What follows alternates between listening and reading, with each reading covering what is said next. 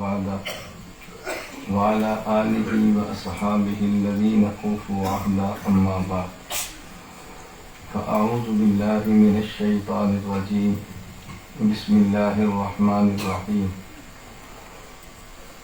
الحمد لله رب العالمين الرحمن الرحيم مالك يوم الدين إياك نعبد وإياك نستعين اهدنا الصراط المستقيم صراط الذين أنعمت عليهم غير المغضوب عليهم ولا الضالين اللهم صل على محمد وعلى آل محمد كما صليت على إبراهيم وعلى آل إبراهيم إنك حميد مجيد اللهم بارك على محمد وعلى آل محمد كما باركت على إبراهيم وعلى آل إبراهيم إنك حميد مجيد۔ اللہ تعالیٰ کا احسان ہے، اللہ تعالیٰ نے ہمیں انسان بنایا۔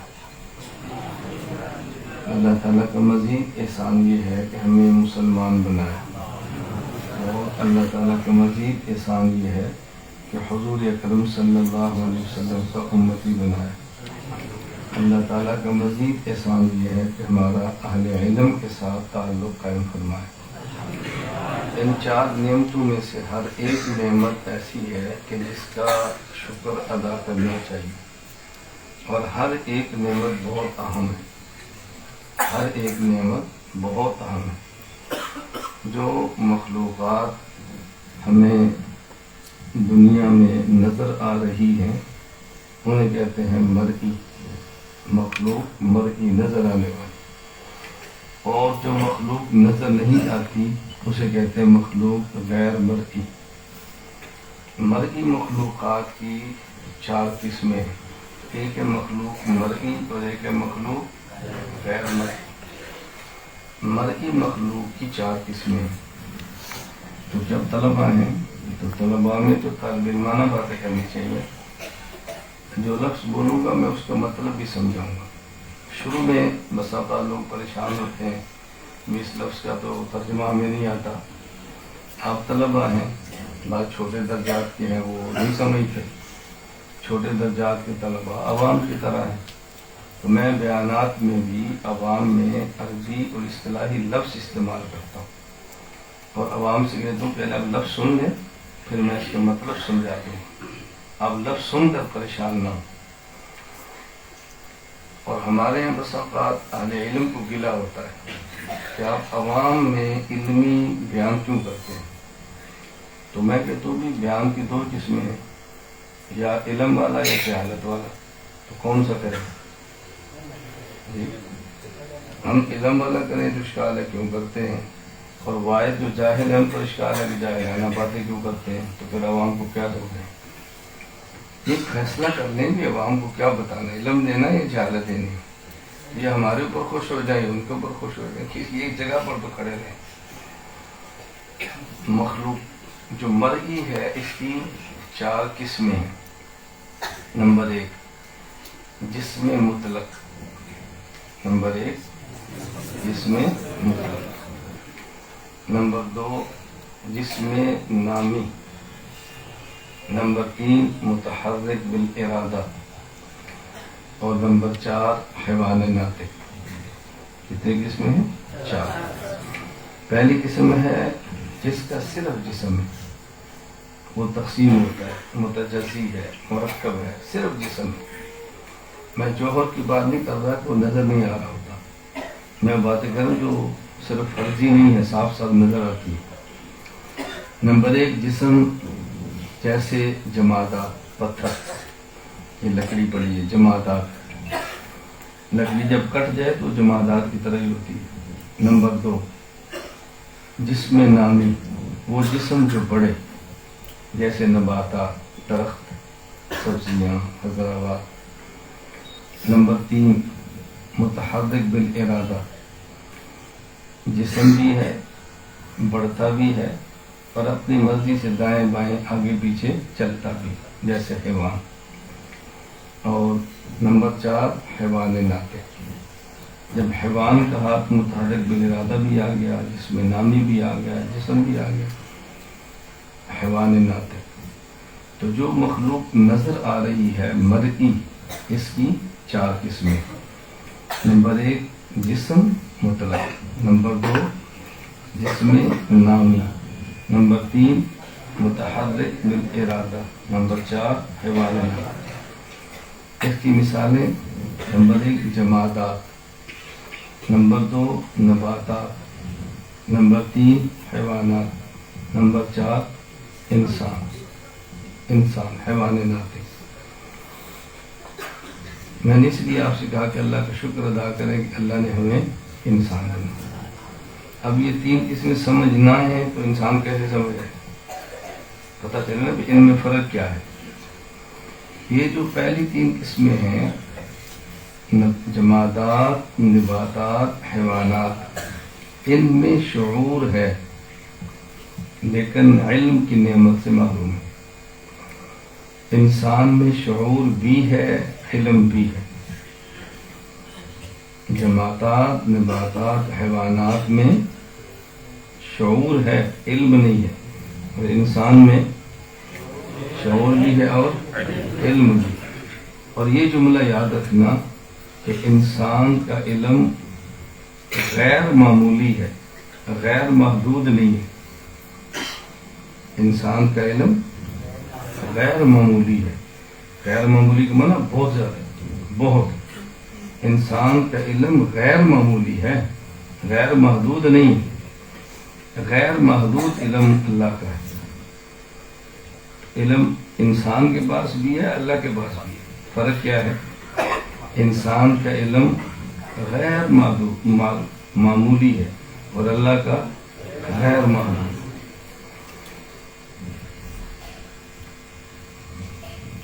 شعور اور علم میں فرق کیا ہے؟ اس سے پہلے اس پہ دلیل ذہن میں رکھ لیں کہ ان تینوں قسموں میں شعور ہے۔ شعور ہونے کی دلیل کیا ہے؟ قرآن کریم میں ہے أَلَمْ تَرَ أَنَّ اللَّهَ يَسْجُدُ لَهُ مَنْ فِي السَّمَاوَاتِ وَمَنْ فِي الْأَرْضِ وَالشَّمْسُ وَالْقَمَرُ۔ آگے أَلَمْ تَرَ أَنَّ اللَّهَ يَسْجُدُ لَهُ مَنْ فِي السَّمَاوَاتِ وَمَنْ فِي الْأَرْضِ وَالشَّمْسُ وَالْقَمَرُ وَالنُّجُومُ وَالْجِبَالُ الشَّجَرُ وَالدَّوَابُ۔ میں نے کہا اس میں رک کسی نے کہ مجھے آ نہیں رہا، میں اس رک رہا ہوں کہ آپ پڑھیں۔ کبھی آدمی رکتا ہے کہ بھول گیا، کبھی رکتا ہے کہ آپ ساتھ پڑھیں۔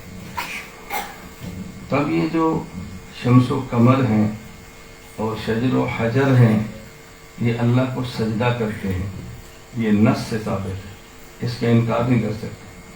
اور سجدہ بغیر شعور کے ممکن نہیں، بغیر شعور کے ممکن نہیں، تو اس لیے ان میں شعور ہے۔ وَإِنَّ مِنَ الْحِجَارَةِ لَمَا يَتَفَجَّرُ مِنْهُ الْأَنْهَارُ وَإِنَّ مِنْهَا لَمَا يَشَّقَّقُ فَيَخْرُجُ مِنْهُ الْمَاءُ وَإِنَّ مِنْهَا لَمَا يَهْبِطُ مِنْ خَشْيَةِ اللَّهِ۔ تو حبوط کیوں ہے اگر اس کے اندر شعور نہیں ہے؟ اور پتھر گر رہا ہے، اور کیوں گر رہا ہے؟ اللہ کے ڈر سے گر رہا ہے۔ تو شعور کے بغیر کیسے ڈر ہوتا ہے؟ جب جمادات میں شعور موجود ہے تو حیوانات میں شعور کی تو ضرورت نہیں ہے دلائل دینے، اور خود نباتات میں بھی شعور ہے، پرندوں کا یہ پودے میں شعور ہے، اللہ نے اس کو شعور کی نعمت دی ہے۔ شعور اور علم میں فرق کیا ہے؟ قرآن کریم میں ہے وَإِذَا قِيلَ لَهُمْ لَا تُفْسِدُوا فِي الْأَرْضِ قَالُوا إِنَّمَا نَحْنُ مُصْلِحُونَ أَلَا إِنَّهُمْ هُمُ الْمُفْسِدُونَ وَلَكِنْ لَا يَشْعُرُونَ۔ علماء پیچھے بیٹھے، مجھے پیچھے دیکھنا پڑتا ہے، یہ بہت بڑا مسئلہ ہے۔ میں یہ کوشش ہوتی کہ میں پیچھے بیٹھوں، بیان والے ہیں، اب مجھے ایسے دیکھنا پڑتا ہے، مجھے عجیب لگتا ہے، بار بار پیچھے دیکھتا ہوں۔ آپ اس کو ادب کے خلاف سمجھتے ہیں اور ہمیں مسئلہ کی بات سمجھ نہیں آتی۔ اب مسئلہ کیا ہے کہ ہمارا ایک نا رواج بنا ہوا ہے، استاد ادھر بیٹھے، طالب علم ادھر بیٹھے، تاکہ دونوں میں فرق ہو جائے۔ ہم بس فرق کو کرتے، میں پھر ایسے دیکھتا ہوں مجھے بات بھی سمجھ آ رہی ہے کہ نہیں. تو شعور نام ہے ادراک بالحواس کا، علم نام ہے ادراک بالوحی کا. میں اس پہ آیات پڑھ رہا تھا. وَإِذَا قِيلَ لَهُمْ لَا تُفْسِدُوا فِي الْأَرْضِ قَالُوا إِنَّمَا نَحْنُ مُصْلِحُونَ أَلَا إِنَّهُمْ هُمُ الْمُفْسِدُونَ وَلَكِنْ لَا يَشْعُرُونَ. وَإِذَا قِيلَ لَهُمْ آمِنُوا كَمَا آمَنَ النَّاسُ قَالُوا أَنُؤْمِنُ كَمَا آمَنَ السُّفَهَاءُ أَلَا إِنَّهُمْ هُمُ السُّفَهَاءُ وَلَكِنْ لَا يَعْلَمُونَ. تو پہلے شعور کی نفی کی ہے، پھر علم کی نفی کی. وجہ یاد رکھنا، امام ابو حنیفہ رحمۃ اللہ علیہ کے ہاں ایمان تصدیق قلبی کا نام ہے، اور ایمان تصدیق قلبی کا نام ہے. امام صاحب کے ہاں اقرار باللسان اور عمل بالارکان یہ ایمان کا حصہ نہیں ہے. امام صاحب کا ایمان بسیط ہے، ایمان مرکب نہیں ہے. توجہ رکھنا، میں یہ بتا رہا ہوں کہ ایمان کا تعلق کس کے ساتھ ہے؟ قلب کے ساتھ. تو کسی کے دل میں ایمان ہے کہ نہیں؟ آنکھ سے دیکھ سکتے ہیں، کان سے سن سکتے ہیں. تو کسی کے دل میں ایمان ہے کہ نہیں یہ کیسے پتہ چلے گا؟ یا تو زبان سے اقرار کرے وہ ایسی، یا وہی آ جائے. اب وہی کا دروازہ تو بند ہے نا، اس لیے ہم کہتے ہیں کہ آج کے دور میں کسی شخص کو منافق اعتقادی نہیں کہا جا سکتا. منافق ہیں، منافق اعتقادی، عملی نہیں. منافق ہیں لیکن ہم کسی کو نہیں کہہ سکتے منافق. کیوں نہیں کہہ سکتے؟ منافق تو اسے کہیں گے کہ جس کے دل میں کفر ہو اور زبان سے کہے میں مومن ہوں. تو دل میں کفر ہے وہ ہمیں کیسے پتہ چلے گا؟ جب تک وہی تھی تو بتایا بھائی یہ منافق ہے، وہی ختم ہو گئی اب نہیں بتا سکتے یہ منافق ہے. اس لیے یہ جو کفر کی 11 قسمیں ہیں یہ آج موجود ہیں، لیکن ان میں ایک قسم جو کفر نفاق ہے ہم اس کا کسی کے اوپر فتویٰ نہیں لگا سکتے. کفر کی کتنی قسمیں ہیں؟ 11. ہمارے متکلمین نے 8 لکھی ہیں، علامہ کشمیری نے 10 لکھی ہیں، اور میں نے 11 لکھی. ہمارے حضرات نے کتنی قسمیں لکھی ہیں؟ 8 لکھی. علامہ کشمیری نے اخبار الملحدین میں 2 کا اضافہ کیا تو اس لیے 10 ہے. میں نے اصول عقائد میں 1 کا اضافہ کیا تو میں نے 11 لکھی. 11 قسمیں ہیں کفر. تو میں صرف یہ کہہ رہا ہوں کہ یہ قلبی چیز ہے، اور یہ انسان کو شعور سے پتہ نہیں چل سکتا. اور فساد تو آنکھ سے نظر آتا ہے، فساد تو کان سے سنتے ہیں. اس لیے فرمایا الا انہم هم المفسدون ولکن لا یشعرون. اور جب ایمان کی باری الا انہم هم السفہاء ولکن لا یعلمون، ایمان کی باری تو لا یعلمون کہا، فساد کی باری تو لا یشعرون کہا. تو شعور نام ہے ادراک بالحواس کا، اور علم نام ہے ادراک بالوحی. توجہ رکھنا، ادراک بالوحی. تو بہت ساری چیزیں ایسی ہیں کہ جن کا تعلق ایمان کے ساتھ ہے، علم کے ساتھ ہے، شعور کے ساتھ نہیں. ہم بعض چیزوں کے قائل ہیں علم کی بنیاد پر، اور لوگ اس کی تردید کرتے ہیں شعور کی بنیاد پر. ہم قائل ہیں علم کی بنیاد پر اور لوگ تردید کرتے ہیں ہم نے اس لیے مانا کہ علم ہے، وہ کہتے ہیں ہم اس لیے نہیں مانتے کہ نظر نہیں آتا. تو جیسی دلیل مثبت ہوتی ہے ویسی ہی دلیل نافی ہوتی ہے، جیسی دلیل مثبت ہوتی ہے ویسی ہی دلیل نافی ہوتی ہے. ایسا نہیں ہوتا کہ مثبت دلیل اور ہو اور نافی دلیل اور ہو، دونوں دلیلیں ایک طرح کی ہوتی ہیں. کوئی بندہ آپ سے کہتا ہے جی فلاں بندہ آ رہا ہے، دلیل کہیں میسج آئے، کہتے جی نہیں آ رہا، دلیل میسج آ گیا. تو جو چیز میسج سے ثابت، نفی میسج سے ہو جائے گی. یہ تو بڑی آسان سی بات ہے. میری بات سمجھ آ رہی؟ تو جیسی دلیل مثبت ہوتی ہے ویسی ہی دلیل نافی ہوتی ہے، یہ قاعدہ ہے۔ میں بھی 2 دن پہلے کمیلا میں تھی، تو وہاں سے نکلے تو 3 گھنٹے کا ہمارا سفر تھا، تو میں نے راستے میں اصول لکھنے شروع کیے، تو ہم سوئی بھی نہیں، اور میں نے بڑے آرام سے موبائل میں 20 اصول لکھے۔ پھر آگے بیٹھا کہ ڈھاکہ میں آ کر تھوڑا سا بیان کے لیے جانا تھا، تو میں نے 5 اصول اور لکھے، 25 ہو گئے۔ مجھے کہا تھا بھائی آپ دیں تو بیٹھ جا، تو میں آپ کو 10 اصول اور لکھ دوں گا۔ میں لکھتا رہتا ہوں، سفر میں بھی لکھتا ہوں، ساتھ ساتھ اپنے کام کرتا ہوں، ساتھ کام۔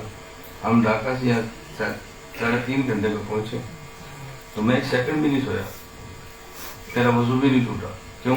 میں اپنا کام کر رہا تھا۔ یہ ساتھ والے دیکھتے ہیں کہ موبائل پہ یہ سن رہا ہے، میں سن نہیں رہا ہوتا، میں اپنا کام کر رہا ہوتا، ساتھ میرے دلائل چل رہے ہوتے۔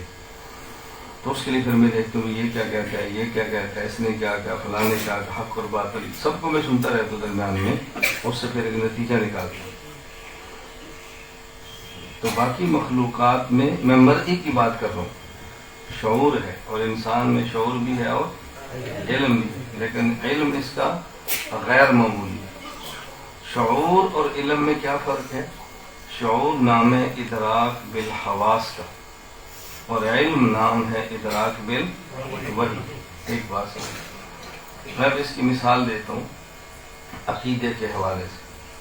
کوئی طالب علم میری بات کو لکھ رہا ہے؟ اب بتاؤ۔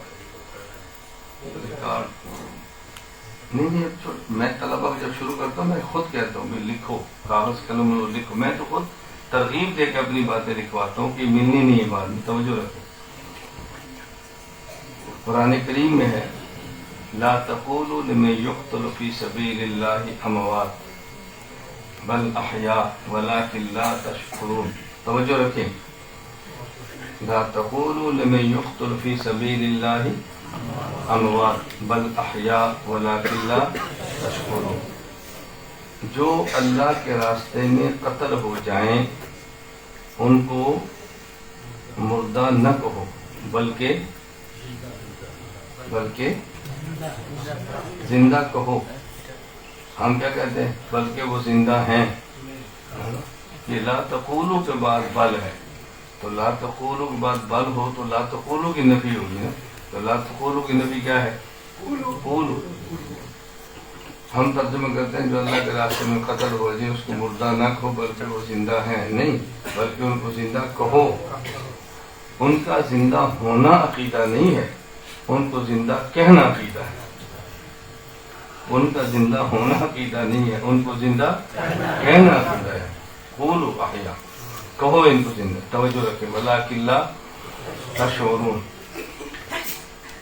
مجھے اسی سفر میں بنگلہ دیش کے عالم سے میری بات ہوئی، اور وہ بنگلہ دیش کے عالم نے پاکستانی کی بات کیا ہوئی، انہوں نے مجھے کہا کہ دیکھیں ہم شہید کی حیات کے بارے میں بات کرتے ہیں، ٹھیک ہے بس قرآن نے کہہ دیا ہم نے مان لیا، باقی مزید تفصیل میں جانے کی کیا ضرورت ہے؟ نہ تو ہمیں نظر آ رہی ہے اس کی حیات، نہ ہمیں پتہ چل رہا ہے، دیکھیں سامنے پڑا ہے تو کیسے زندہ ہے؟ بس قرآن نے کہہ دیا مانتے، اتنی سی بات ہے، باقی تفصیلات میں نہیں جانا چاہیے۔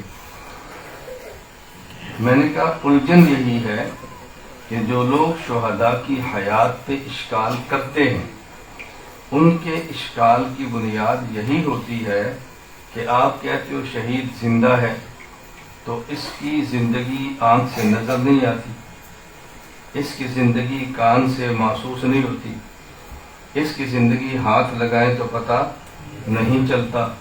توجہ، تو یہ کیسے زندہ ہے؟ کیسے زندہ ہے؟ اور پھر آپ اتنے سخت ہو کہ اگر کوئی بندہ شہید کو زندہ نہ مانے تو تم کہتے ہو بے ایمان ہے۔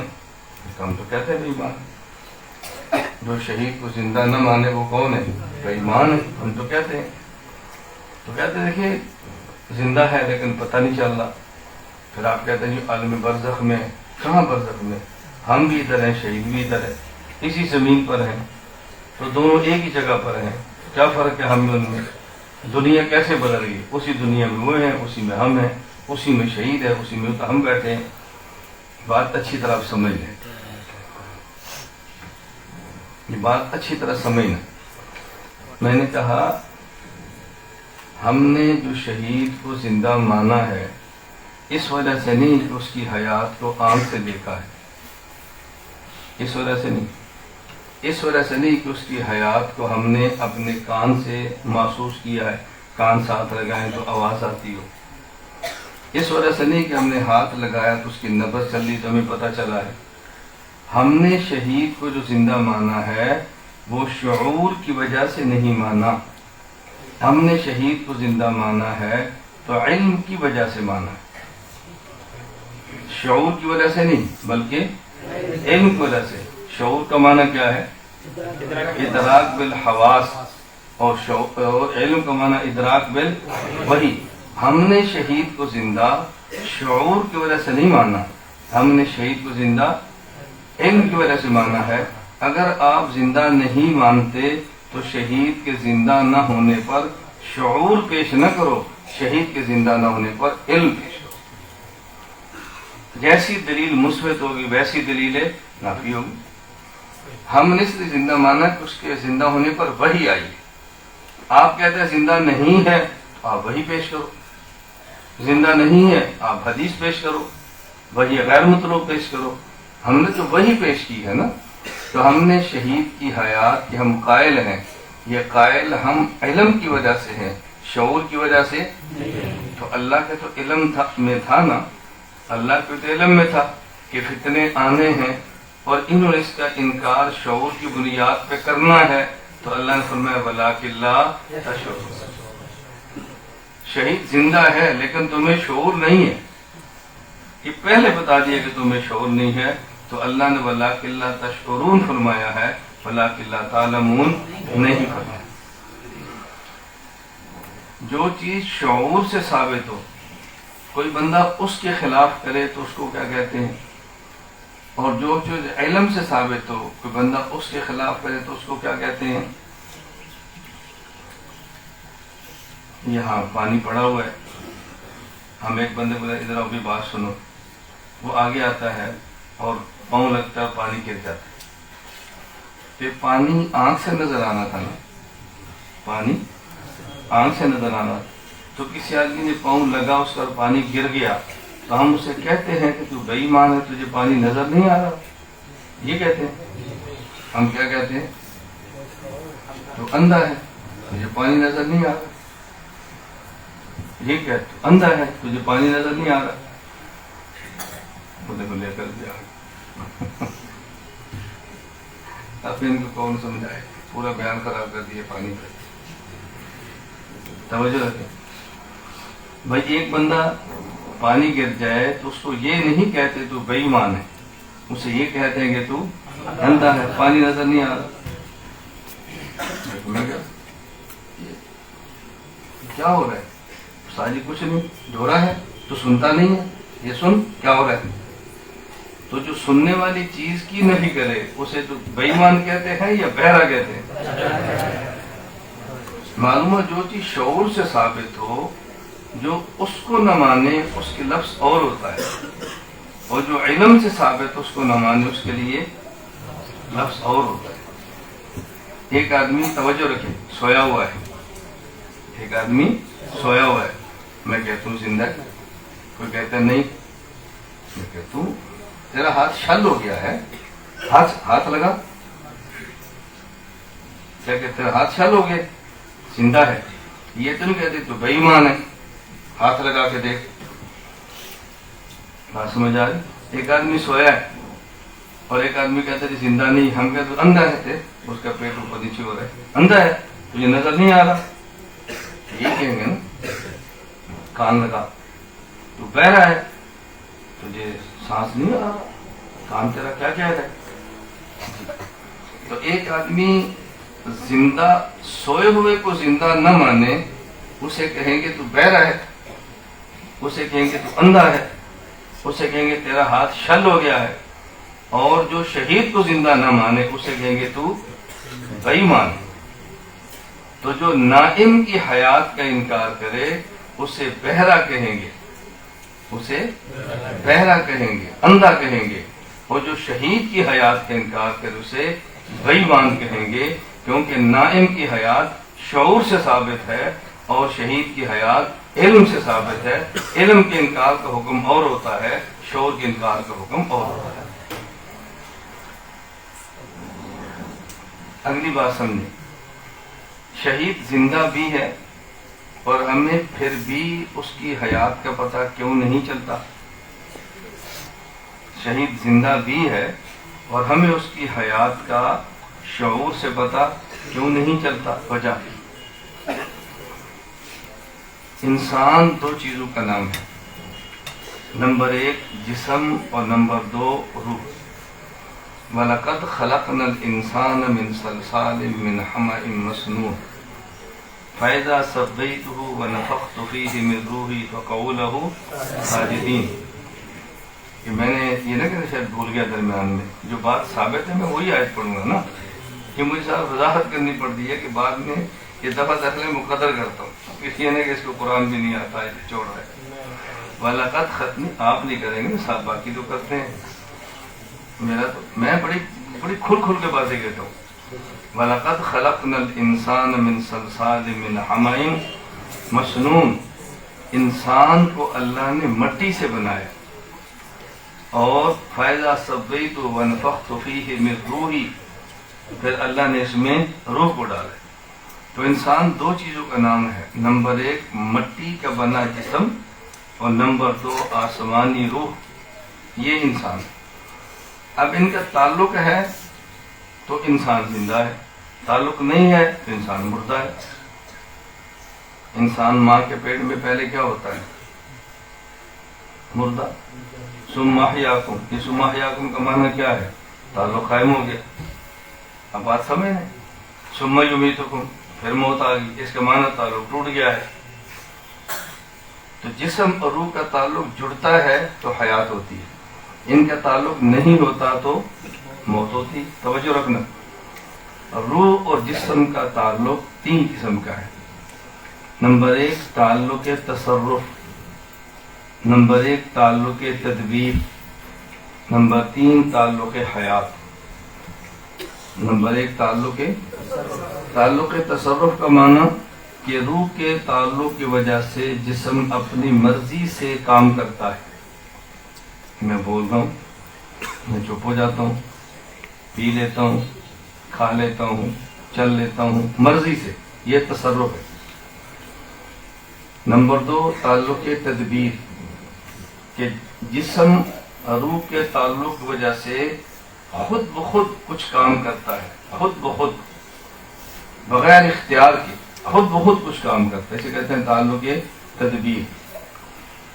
ہمارے دل کی دھڑکن چل رہی ہے، یہ ہماری مرضی سے چل رہی ہے، ہم چاہیں تو چلے، نہ چاہیں تو نہ چلے، چل رہی ہے۔ ہمارے جسم کے اندر خون گردش کر رہا ہے، ہماری مرضی سے ہو رہا ہے۔ ہمارے معدے میں کھانا ہضم ہو رہا ہے، مرضی سے ہو رہا ہے۔ یہ تعلق کون سا ہے؟ تدبیر۔ اور ایک تعلق ہے جس کی وجہ سے اس جسم کو زندگی ملتی ہے، اسے کہتے ہیں تعلق حیات۔ تو روح اور جسم کے 3 تعلق ہیں، تعلق تصرف، تعلق تدبیر اور تعلق حیات۔ جب انسان جاگتا ہے تو تینوں تعلق ہوتے ہیں، تینوں تعلق، جب جاگتا ہے تو تینوں تعلق تصرف، تعلق تدبیر اور تعلق، اور جب انسان سو جاتا ہے تو روح اور جسم کا ایک تعلق ٹوٹ جاتا ہے، اس کا نام ہے تعلق تصرف۔ سونے والا پھر مرضی سے بولتا نہیں ہے، کبھی وہ گالیاں بھی دیتا ہے اس کو کچھ بھی نہیں کہتے، کیوں؟ وہ مرضی سے نہیں کہتا، سویا ہوا ہے، ایسے ہی ہے نا، کہیں بھی دیتا ہے، کچھ بھی نہیں کہتے۔ یہ تعلق تصرف ٹوٹ گیا ہے، اب یہ احکام کا مکلف نہیں رہا۔ اب کوئی نیک عمل کر لے گا تو ثواب نہیں ملے گا، کوئی گناہ ہو جائے گا تو اس کو عذاب نہیں ملے گا، تعلق تصرف ختم ہو گیا، اختیار ختم ہو گیا۔ نمبر 2 جب انسان سوتا ہے تعلق تصرف ختم ہوتا ہے، لیکن تعلق تدبیر، تعلق حیات باقی رہتا ہے۔ تعلق حیات کی وجہ سے زندہ ہوتا ہے، اور تعلق تدبیر کی وجہ سے اس کا بھی کھانا ہضم ہوتا ہے، اس کا بھی خون چلتا ہے، اس کا بھی دل حرکت کرتا ہے، ایسے ہی۔ اور جب یہ فوت ہو جاتا ہے تو مرنے کے بعد پھر اس کے جسم سے روح کا تعلق قائم کیا جاتا ہے، اور اس تعلق کی وجہ سے تعلق تصرف نہیں ہوتا، چلتا اور پھرتا نہیں، تعلق تدبیر نہیں ہوتا کہ اس کے جسم کے غیر ارادی افعال سرزد نہیں ہوتے، لیکن تعلق حیات ہوتا ہے جس کی وجہ سے اس میں زندگی رہتی ہے۔ تعلق چونکہ بہت کمزور ہے اس لیے زندگی بہت کمزور ہے، اس زندگی کہتے ہیں نوع من الحیات قدر ما یتلذذ و یتعلم۔ آپ خطبہ قائد پڑھیں گے نا تو یہ لفظ آپ پڑھیں گے، نوع من الحیات قدر ما یتلذذ و یتعلم۔ یہ قدر ما کیوں ہے؟ اس لیے کہ دو تعلق ٹوٹ گئے ہیں نا تو حیات کمزور ہو گئی ہے۔ بات سمجھ آ گئی؟ آپ ہمیں صبح ناشتے میں بہترین قسم کا دیسی انڈا کھلائیں، کیا کھلائیں؟ دیسی انڈا، اور ساتھ تھوڑی سی شہد بھی ہے، مکھن رکھیں، اور گندم کی روٹی رکھیں، اور ساتھ چائے رکھیں، تو جسم میں طاقت آئے گی کہ نہیں؟ دو انڈے نکال دیں پھر ناشتہ کریں، طاقت آئے گی لیکن تھوڑی سی کم۔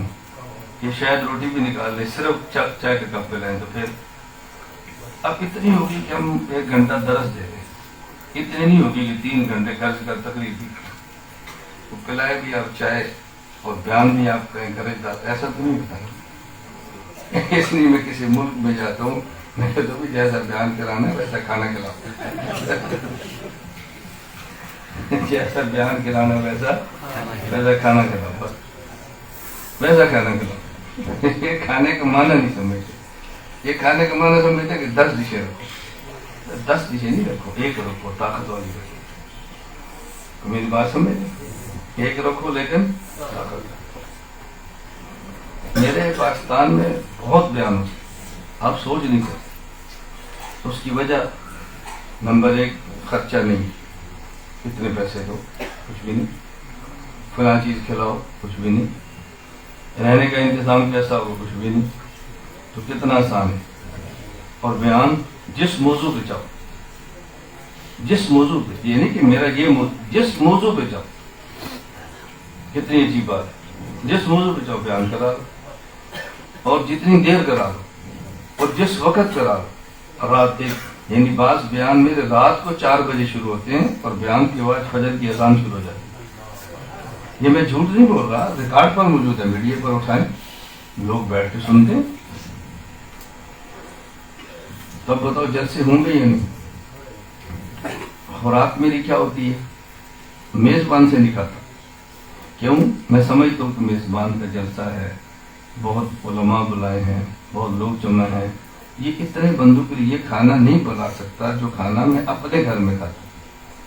تو میں میزبان سے پہلے کسی غریب سے بندے کو فون کر لیتا ہوں جو ہم سے بہت محبت کرتا ہے، پھر میں تمہارے پاس آ رہا ہوں، 1 دیسی مرغا دیسی گھی میں بناؤ اور ساتھ گندم کی روٹی بناؤ۔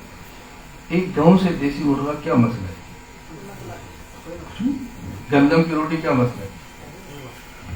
بھائی مرغا نہیں ملتا، دال لے لو، بنانا دیسی گھی میں، سبزی لے لو، دیسی گھی بنانا، اور 1-2 روٹی بنانا، ایک غریب آدمی ہو اور گاؤں سے کھانا اسے کو مانگے، اور آنے والا، مجھے لفظ کہتے شرم آتی ہے کہ میرے جیسا ہو، جس کو لوگ دیکھنا چاہتے ہیں وہ کتنا خوش ہوتا ہو؟ آپ بتائیں کتنا خوش ہوتا ہو اس کھانا پکانے پر؟ آپ یقین فرمائیں کہ جلسے کا میزبان اتنا خوش نہیں ہوتا جتنا وہ خوش ہوتا۔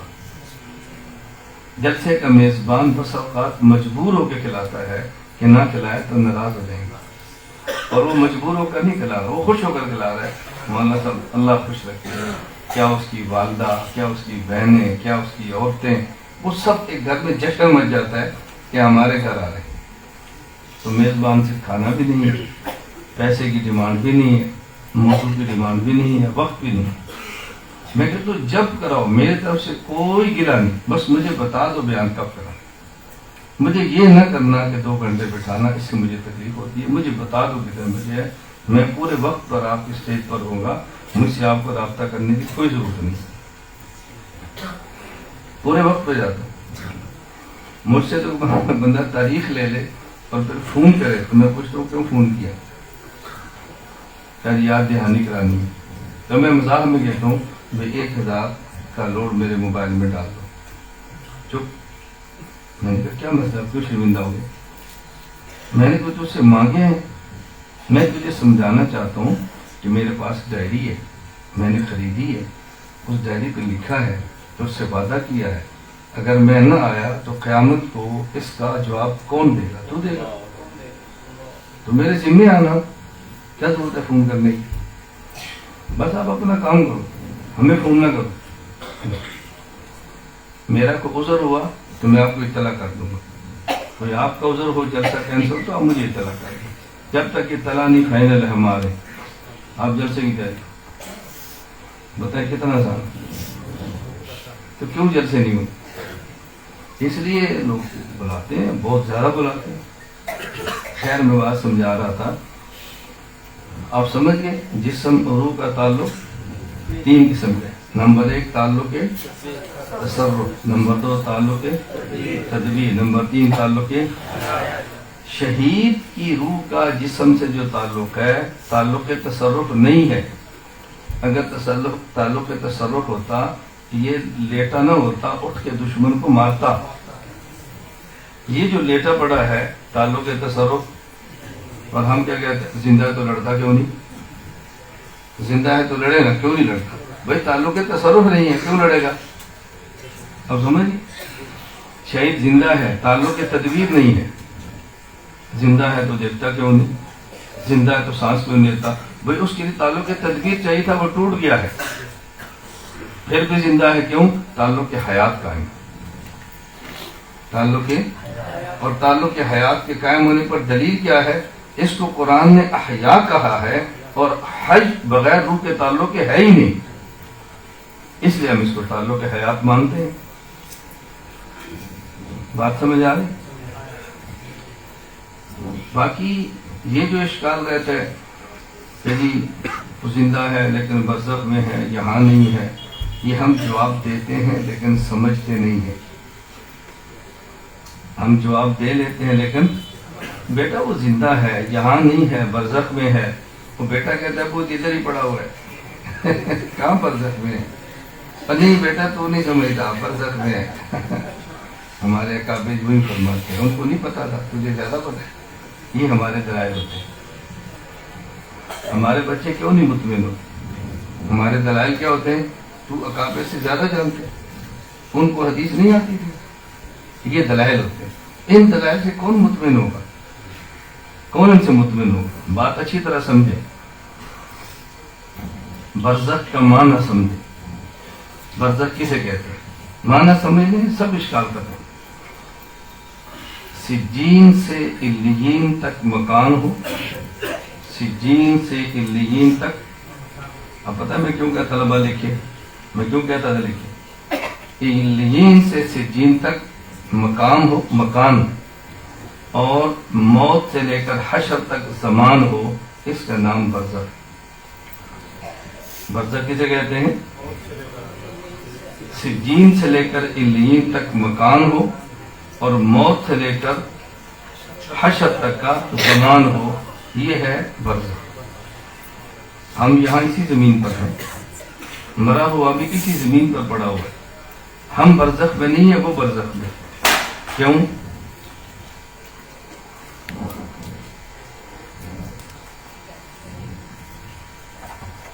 چلو بھیا مجھے دیکھو، دیکھ لیا نا پیچھے، ابھی تک دیکھو۔ بچوں سے ناراض نہیں ہوتے، اگر یہ پیچھے نہ دیکھتے تو بچے نہ ہوتے، یہ آپ کی طرح بڑے ہوتے۔ ان میں ہم میں فرق ہی ہے کہ پیچھے دیکھیں گے، تو اس پر کیا ناراض ہونا، کیا ڈانٹنا؟ یعنی بچے کو یہ ڈانٹنا کہ تو بچہ کیوں ہے، تو بڑا ہونا چاہیے تھا۔ میں اس لیے کہتا ہوں کہ ہمیں یہ بھی نہیں سمجھ آتی کہ ڈانٹنا کس بات ہے۔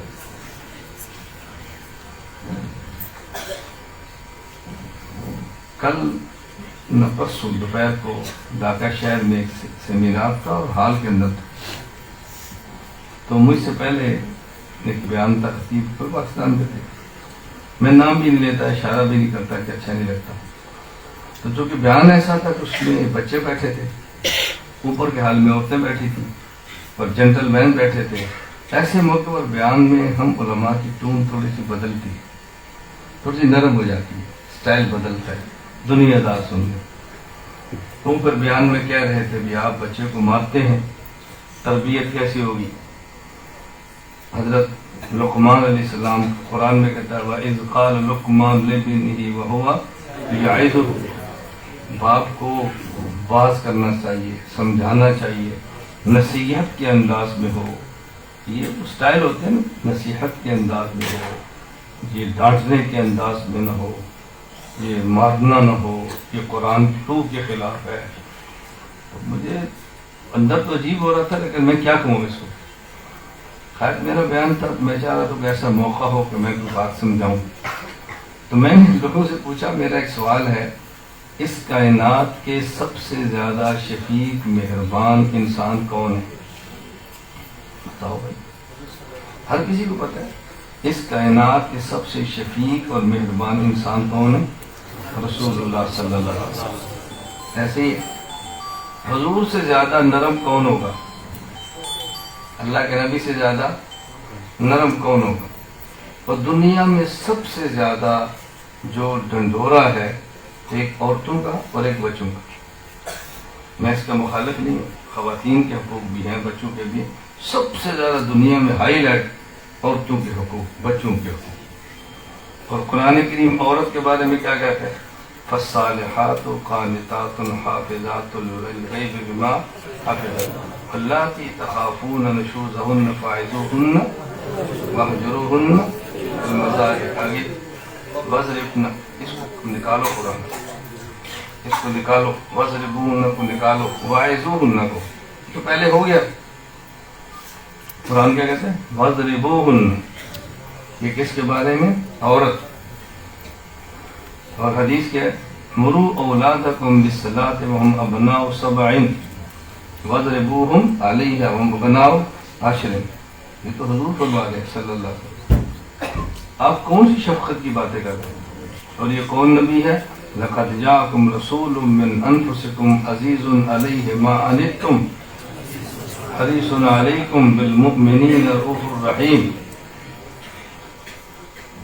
پھر میں نے ان سے کہا کہ ہمارے معاشرے میں سب سے پیاری پیاری کتاب، نرم نرم کتاب فضائل اعمال سمجھی جاتی ہے. سب سے پیاری پیاری نرم نرم سمجھی جاتی ہے. اس کے اندر بھی ہے کہ حضور نے فرمایا گھر میں کوڑا لٹکا کے رکھو. وہ نرم نرم کے اندر بھی لکھا ہوا ہے اس میں بھی لکھا ہوا ہے. سعید بن مسیب جلیل القدر تابعی ہیں. ایک ان کا شاگرد یا مرید تھا، مجلس میں نہیں آیا. دو چار نے پوچھا بھائی کہاں تھا؟ کہا جی بیوی فوت ہو گئی. اپنی بیٹی کا رشتہ دے دوں. اپنی بیٹی کا رشتہ دیا اور جب چھوڑنے کے لیے گئے تو بیٹی بھی لے کر گئے اور ساتھ جی جھنڈا بھی لے کر گئے. جاؤ نا فضائل اعمال. سعید بن مسیب اپنے داماد کو بیٹی بھی دی ہے اور ساتھ جھنڈا بھی دی ہے. میں یہ نہیں کہہ رہا کہ عورتوں کو ماریں، میں یہ نہیں، میں بات سمجھانا چاہ رہا ہوں شریعت کی تعلیمات کو سمجھیں. کوئی نہیں سمجھا تو اس نے مارنا شروع کر دیا، اور کوئی سمجھا ہے تو اس نے کفر بھی اختیار کر لیں تو ڈانٹنا بھی چھوڑ دیا. شریعت کو میں تو ایک موضوع چھیڑ رہا ہوں، آپ اس کو اندازہ فرمائیں کہ شریعت کو کیسے سمجھنا چاہیے. میری گزارش سمجھے. برزخ کیا ہے؟ سجین سے لے کر علیین تک مکان، اور موت سے لے کر حشر تک زمان. سجین 7 زمینوں سے نیچے ہے، علیین 7 آسمانوں سے اوپر ہے، اور موت سے لے کر حشر تک کا وقت ہے. ہم بھی اسی زمین پر ہیں، فرعون بھی اسی زمین پر ہے، اور اللہ کے نبی صلی اللہ علیہ وسلم اسی زمین پر ہے، صحابہ کرام اسی زمین پر ہیں، اسی پر ہے نا، فوت ہونے کے بعد اسی پر. لیکن وہ برزخ میں. کیوں؟ اس لیے کہ سجین سے لے کر علیین تک کی جو درمیان جگہ ہے، اس میں ہم بھی ہیں وہ بھی ہیں. فرق کیا ہے؟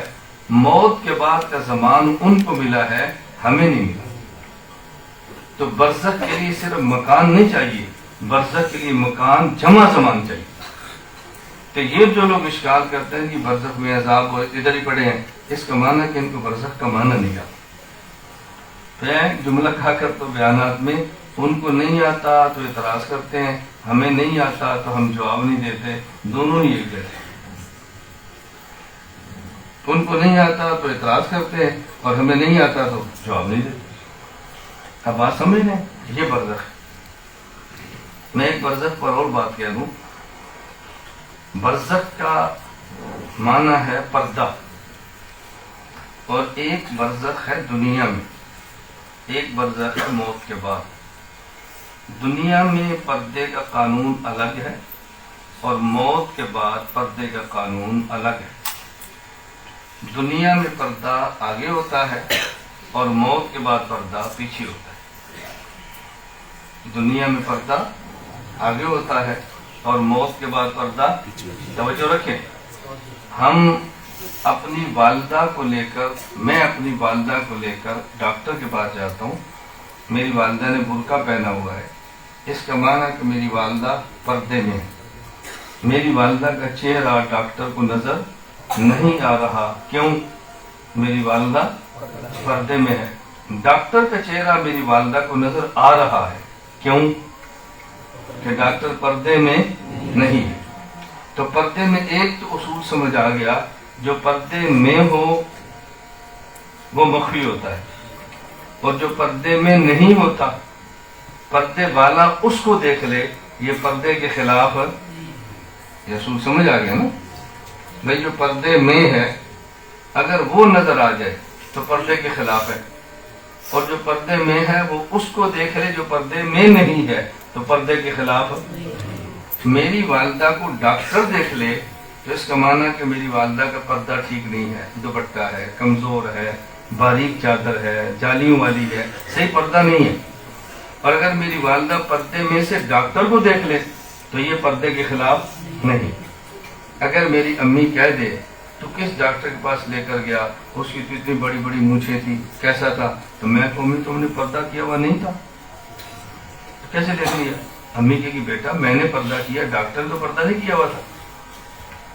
اور اگر ڈاکٹر مجھے کہہ دے کہ آپ کی والدہ علاج کے لیے آئی تھی تو ان کی آنکھ، ان کا چہرہ سوجا ہوا تھا، تو امی کے دانت کا مسئلہ تو نہیں ہے، تو پھر میں امی سے پوچھتا ہوں امی آپ نے پردہ نہیں کیا تھا تو ڈاکٹر کیسے کہہ میں نے آپ رخسار دیکھا؟ پھر امی جواب دے گی نہیں میں چیک کرا لی تھی تو پردہ اٹھ گیا تھا، کچھ بھی کہیں گی نا، گزر بتائیں گے۔ تو پردے کا اصول سمجھ آ گیا، اصول سمجھ آ گیا نا؟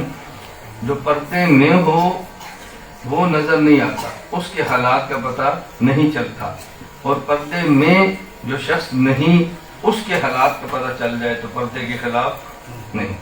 تو دنیا میں پردہ آگے ہے، اور اگلے موت کے بعد پردہ وَمِن وَرَائِهِمْ بَرْزَخٌ، ورا آگے کہتے ہیں پیچھے کہتے ہیں پیچھے، تو میت کے پیچھے پردہ ہے۔ اس کا معنی کہ شہید پردے میں ہے، ہم پردے میں نہیں ہیں۔ شہید پردے میں ہے، ہم پردے میں، میت پردے میں ہے، ہم پردے میں۔ تو یہ جو مسند احمد کی روایت ہے کہ اگر کوئی شخص کسی کی قبر پہ جائے تو دنیا میں جانتا تھا، سلام کرے تو میت اس کو پہچان لیتی ہے، ہمیشہ کیسے پہچان لیتی ہے؟ بھئی ہم تو نہیں پہچان دینا، کیوں؟ میت پہچان رہی ہے نا، تو یہ پردے کے خلاف کیسے؟ رسول اللہ علیہ وسلم قبر پہ جا کے ہم سلام پڑھتے ہیں، وہ سن لیتے ہیں، جواب دیتے ہیں۔ اچھا وہ جواب دیتے ہیں تو ہم کیوں نہیں سنتے؟ بھائی ان کا سماع پردے میں ہے نا، اور ان کا جواب دینا پردے میں ہے۔ اگر ہم ان کا جواب سن لیں تو اس کا معنی کہ وہ برزخ میں نہیں ہے، اور اگر ہم سنیں تو اس کا معنی برزخ میں۔ وہ چونکہ برزخ میں نہیں ہے، وہ برزخ میں ہے، ہم برزخ میں نہیں ہیں، ہمارا سلام وہ سن لیں تو برزخ کے خلاف نہیں ہے، اور ان کا سلام ہم سن لیں تو یہ برزخ کے خلاف ہے۔ برزخ تب ہی رہے گا ہمارا سلام وہ سنتے رہے، ہم ان کا جواب نہ سنیں۔ یہی برزخ ہے، اور کیا برزخ ہے؟ بات سمجھ آ گئی؟ میں سمجھا تھا علم اور شعور کیا ہے. یہ باتیں ہمیں ساری علم سے محسوس ہوئی ہیں، لیکن علم غیر معمولی ہے. علم بھی معمولی ہو اور ہو بھی انسان، یہ کیسا انسان ہے؟ اب سمجھ آ رہی بات ہے؟ علم بھی بہت معمولی ہو بھی انسان، یہ کیسا انسان ہے؟ میں اس لیے بتا رہا ہوں کہ انسان کا علم ہے اور غیر معمولی ہے. تو جو چیزیں وحی سے معلوم ہوتی ہیں اسے علم کہتے ہیں، اور جو چیزیں حواس سے معلوم ہوتی ہیں اسے شعور کہتے ہیں. میں نے اس لیے کہا کہ اللہ کا شکر ہے، اللہ نے ہمیں انسان بنایا ہے. ہمیں کیا بنایا؟ انسان کی خاصیت ہے کہ انسان کے اندر شعور بھی ہے اور علم بھی ہے، اور شعور اور جاوروں میں بھی ہے، لیکن انسانی شعور اس سے بہت بلند ہے، بہت بلند ہے. انسانی شعور دوسروں کے شعور سے بہت بلند ہے، کیونکہ شعور کا تعلق عقل کے ساتھ جڑا ہوتا ہے. شعور کا جو مرکز ہے نا وہ عقل ہوتی ہے. وہ کیا ہوتی ہے؟ عقل ہوتی ہے. آنکھ تصویر دیکھتی ہے اور سیدھا عقل میں بھیجتی ہے، کان سنتا ہے سیدھا عقل میں بھیجتا ہے، ہاتھ چھوتا ہے سیدھا عقل کو ہوتا ہے. ان کا آپس میں بہت گہرا تعلق ہے، اور عقل پھر فیصلہ کرتی ہے چیز کس کی ہے. آنکھ فیصلہ نہیں کرتی. دیکھیں سی سی کیمرے لگے ہوتے ہیں، اور آج کا جو کہتے ہیں یہ جو فلاں شہر کے شہر ہے نا، یہ محفوظ سٹی ہے. گورنمنٹ اب دنیا بھر میں چل رہی ہے سیف سٹی کے نام پہ. سیف سٹی میں کیا ہوتا ہے؟ کہیں سے گاڑی گزرتی ہے، کیمرہ دیکھتا ہو آگے پھینکتے ہیڈ کوارٹر میں، پھر وہ فیصلہ کرتے ہیں کہ چور کی گاڑی کون سی ہے، دوسری گاڑی کون سی، گاڑی کون سی ہے. کیمرہ نہیں بتاتا گاڑی کو، تصویر کھینچ کے بتاتا ہے. اگلا کیمرہ فیصلہ کرتا ہے کہ گاڑی کون سی ہے. بات سمجھ؟ تو آنکھ دیکھتی ہے اور تصویر دماغ کو دیتی ہے، پھر دماغ فیصلہ کرتا ہے کہ اس نے کیا دیکھا ہے. دماغ فیصلہ کرتا ہے اس نے کیا دیکھا ہے. اب اس کا تعلق چونکہ تقدیر کے مسئلے سے ہے، اور پھر تقدیر کا مسئلہ بڑھ جاتا ہے. میں نے کہا اس سفر میں علماء سے، اور اللہ کا شکر ہے علماء نے اس درخواست کو قبول فرمایا. میں نے کہا مجھے گھنٹے کا بیان نہ دو، مجھے ایک دن کا بیان. ہم نے درخواست دی ہے کہ ہمیں ایک گھنٹے کا بیان نہ دو، ایک دن کا بیان نہ دو. اور یہ آپ پریشان نہ ہونا کہ گھنٹے کے اتنے پیسے ہیں تو 10 گھنٹے کے کتنے ہوں گے، یہ آپ نے ضرب نہیں لگانی. یہ پریشانی ہونا بھی ایک گھنٹے کے 10 گھنٹے کتنے ہوں گے، اس کو آپ کاٹ دیں. بس ہمیں 10 گھنٹے دے دیں، بس ایک مدرسے میں 8 گھنٹے 10 گھنٹے 8 گھنٹے 10 گھنٹے، پھر ہم ان موضوعات پہ بیان کریں. یہ موضوعات کھلیں گے تو اس کے بعد ہی عقائد حل ہوں گے نا، ویسے کیسے حل ہو سکتے؟ ابھی تو میں نے مقصد سے بات کی، اللہ میں قدر کی توفیق عطا فرمائے. یہ سمجھ کہ شعور اور علم میں کیا فرق ہے؟ شعور نام ہے ادراک بالحواس، اور علم نام ہے ادراک بالوحی. توجہ، یہ مرئی مخلوقات کو خدا نے علم نہیں دیا، علم صرف ہمارے پاس ہے. اس کی وجہ کیا ہے؟ وجہ یہ ہے علم نام ہے ادراک بالوحی کا، اور وہی صرف اور صرف انسان پہ آتی ہے. وہی اصطلاحی، وہی لغوی نہیں، یہ دفعہ دخل مقدر ہے. وہی اصطلاحی صرف کس پہ آتی ہے؟ انسان پہ آتی ہے. تو پھر علم کس کے پاس ہوگا؟ انسان کے پاس ہوگا. جب وہی انسان کے ساتھ مختص ہے تو پھر علم بھی انسانی کے ساتھ مختص ہوگا نا. اس لیے اللہ علم جو عطا فرماتے ہیں وہ عطا فرماتے ہیں کس کو؟ انسان. یہ خوبی ہے، انسان کی خوبی ہے کہ اللہ نے انسان علم عطا فرمایا ہے، لیکن علم اس کا غیر معمولی ہے، علم اس کا غیر محدود نہیں ہے. یہ ہمیشہ ہم نے ذہن میں رکھنا ہے. اللہ میں ان باتوں کو سمجھنے کی توفیق عطا فرمائے. یہ علم صحیح ہو، اس کے بعد پھر بندے کو عقائد سمجھ آتے ہیں، اس کے بعد پھر مسائل سمجھ آتے ہیں، اس کے بعد اخلاق درست ہوتے ہیں. اور علم صحیح نہ ہونے سے پھر فتنے پیدا ہوتے ہیں، اتنے فتنے پیدا ہوتے ہیں. الامان والحفیظ، الامان والحفیظ. میں کس بات پہ بات شروع کروں؟ مجھے تعجب ہوتا ہے کہ ان پر میں یہ موضوع شروع کروں، یہ شروع کروں، یہ شروع کروں. کون سے عنوان پہ آدمی بات شروع کرے؟ میں نے تلاوت کی تھی سورۃ الفاتحہ کی، اسی کی تھوڑی سی بات کر کے بات ختم کرتے ہیں۔ قرآن کریم 6 مضامین کا مجموعہ ہے۔ آپ کیوں پڑھ رہے ہیں؟ یہ جواب آپ نے دینا، بتائیں، ناراض نہیں ہونا، پھر کیوں پڑھتے ہیں؟ یہی میرا مسئلہ ہے، یہ مجھ سے جو علماء تھوڑا بھڑکتے ہیں اس کی وجہ یہ ہوتی ہے، جن کو پیار ہے وہ خوش ہوتے ہیں اس نے بات سمجھائی۔ میں یہاں بیٹھا تو میں نے خوشبو نکالی، میں نے صرف ان کو لگائی، یہ 2-3 میرے قریب، میں دیکھ رہا تھا کہ قریب انہیں لگائے گا، میں نہیں لگائی۔ میں نے کیوں نہیں لگائی؟ صرف ایک بات سمجھانے کے لیے ہمیں آداب سے واقف ہونا چاہیے۔ اصولی بات یہ ہے کہ میں خوشبو لگاؤں، خود لگاؤں، تو ان کو بھی، ان کے دل میں بھی نہیں آنا چاہیے مجھے لگاؤ، یہ تھوڑا سا قریب ہوتے ہیں مجھے لگاؤ، پھر یہ 10 قریب ہوں گے۔ بتاؤ جو میرے پاس خوشبو ہے میں نے 15 دن استعمال کرنی ہے، آپ نے 1 دن میں ختم کر دی، تو کون سا نہیں، میں احسان ہی رہا، کیا آپ نے کمال کیا؟ یہ میں احسان نہیں رہا، میں سمجھا رہا ہوں یہ بات، میں اپنے ہاں یہ باتیں سمجھاتا ہوں۔ آپ یقین فرمائیں گے کہ ہمارے ہاں دورہ تربیت العلماء 3 دن ہوتا ہے، 3 دن کا اجتماع، اور مقرر 1 ہوتا ہے۔ یہ آپ نے ایسا اجتماع دیکھا؟ آپ آج فلاں اجتماع ہوا اور فلاں بزرگ نے 3 گھنٹے بیان کیا، بہت لمبا بیان کیا، میں 3 دن بیان کرتا ہوں، 3 دن میں ہی بیان کرتا ہوں۔ اب یہ بات میں ایک بات سمجھاتا ہوں، بھائی مہمان آیا ہے، خوشبو لگانے لگا ہے، ہم اس کے قریب ہوتے ہیں کہ نہیں؟ کیوں ہوتے ہیں؟ یہ کون سا ادب ہے؟ ادب یہ تھا، آپ نے سونگھی ہے، وہ خوشبو آپ کو پتہ چل گیا ہے، آپ بازار جائیں وہ خوشبو منگا کے رکھیں، حضرت قبول فرما لیں، ہمیں اندازہ ہوتا ہے کہ آپ کو بہت پیاری ہے تو ہم آپ کی خدمت یہ ہے۔ یہ کون سا ادب ہے جو اس کے بعد ایک ہے وہ بھی ختم کر دیں؟ نہیں، میں ہنساتا نہیں، میں یاد رکھ لیں، میں پہلے علماء سے کہتا ہوں مجھ میں خطبہ میں فرق ہے۔ خطبہ بات کہتے ہیں ہنسانے کے لیے، جب لوگ ہنستے ہیں وہ سمجھتے ہمارا آج کا بیان لگ گیا ہے، لوگ بہت خوش ہو گئے، آج کیسا لگا بیان، یہ لوگ بہت خوش ہیں، آج کیسا، ماشاء اللہ لوگوں نے بڑی تعریف کی ہے، وہ سمجھتے بیان لگ گیا۔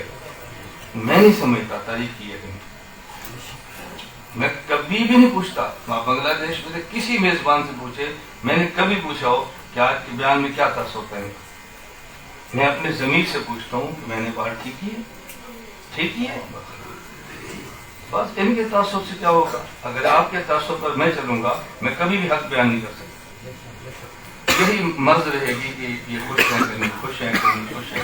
تو میں نے صرف ایک بات آپ کی خدمت بیان کی ہے، آنے والا مہمان خوشبو لگائے تھوڑا سا پیچھے ہٹے، قریب نہ ہو، پیچھے ہٹے، تاکہ وہ اطمینان سے اپنی خوشبو لگائے، سرما لگائے، کنگھی لگائے، اس کے اوپر سواب نہ ہوا کیا، کیونکہ ہمارے ساتھ ہوتا ہے۔ اب ظاہر ہے میں نے وضو کرنا ہے تو میں نے قمیص اتاری ہے، آپ کمرے میں کیا کر رہے ہیں؟ کیوں مجھے شرمندہ کر رہے ہیں؟ نکلنے باہر، میں اطمینان سے اپنے آپ پاک صاف کروں، ہم اس کا خیال نہیں کرتے، خوشبو لگائیں تو قریب آتے ہیں، سرما لگائیں تو قریب آتے ہیں۔ یہاں ایک عالم ہے، ان کے اسلامی تعلق مجھ سے ہے، 3 رات میرے پاس میری کتاب کا ترجمہ بھی کیا ہے، ابھی چھپی نہیں ہے، رہنا چاہتا ہوں، میں نے کہا جا کہ اگر آپ آ جاتے تو میرے پاس ایسے موبائل تھا، تو میں وہ ایسے آ رہے تھے، میں نے کہا آپ دیکھیں، آپ خوش ہو، کوئی لڑکی ہے کیوں دیکھتے ہو اس کو؟ میں نے کچھ نہیں کہا، رات ہم بیٹھے تھے تو اس وقت ایسے میرے پاس کالم تحریر ایسے تھے، میں نے کہا دیکھ لوں، تو میرے پاؤں کو تیل لگا رہے تھے، خدمت کے لیے بیٹھے، پھر میں نے کہا بیٹا تم نے کل میرا موبائل دیکھا، آج تم نے تحریر دیکھی، اس طرز کو بدلو، اس طرز کو بدلو، کبھی نہیں دیکھتے موبائل کو، کبھی نہیں دیکھتے تحریر کو۔ آپ یقین فرمائیں گے میں نے میری بیوی کے موبائل کا پاس ورڈ مجھے نہیں معلوم، میرے موبائل کا پاس ورڈ میری بیوی کو پتہ ہے، بیٹے کو پتہ ہے، میں بھی سفر پہ چالوں خدمت ہے اس کو بھی پتہ ہے، اس میں کوئی ایسی چیز نہیں ہے کہ میں چھپاؤں، لیکن مجھے کیوں نہیں پتا؟ مجھے غرض ہی نہیں ہے، میں نے دیکھنا ہی نہیں ہے، تو میں کیوں پاس ورڈ مانگوں گا؟ کبھی بھی، یعنی آپ حیران ہوں گے، میں جیل میں ہوں، مجھ سے چھوٹا بھائی جیل میں ہے. ایسا وقت بھی آیا کہ ہم تینوں جیل میں ہوتے، ایک جیل میں دوسری میں دوسرا، تیسری میں تیسرا، نہ کوئی بندہ ہمارے پیچھے نہیں ہوتا تھا. کبھی میں الحمدللہ نہیں پڑھا ہے. میں صرف بات سمجھا رہا ہوں. بھائی میرے ساتھ ہے، خط آتا ہے خالہ کے گھر سے اور بھائی کے نام پر ہے. بھائی مجھ سے چھوٹا ہے، ڈاکیہ خط مجھے دیتا ہے چونکہ میں بڑا ہوں. میں نے کہا کہ خط پڑھو. خالہ جان خط آپ پڑھ. میں نے کہا خالہ جان تمہارے نام لکھا ہے، تم پڑھو. ہو سکتا ہے کوئی ایسی بات لکھی ہو جو مجھے نہ بتانا چاہتی ہوں، آپ پڑھو. اس پر آپ کا دل کرے گا مجھے دینا، نہیں دل کرے گا میں پوچھوں گا میری خالہ جان نے کیا لکھا.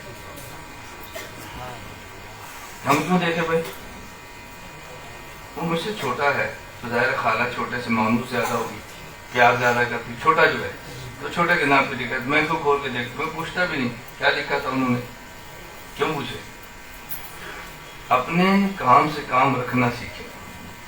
پھر آدمی بہت کام کرتا ہے، بہت کام کرتا ہے. مجھے یہ دوسرا میرا بنگلہ دیش کا سفر ہے اور آپ حیران ہوں گے جب بنگلہ دیش کے حالات سازگار ہوئے ہیں تو پاکستان کا پہلا عالم جو بنگلہ دیش آیا ہے وہ میں ہوں.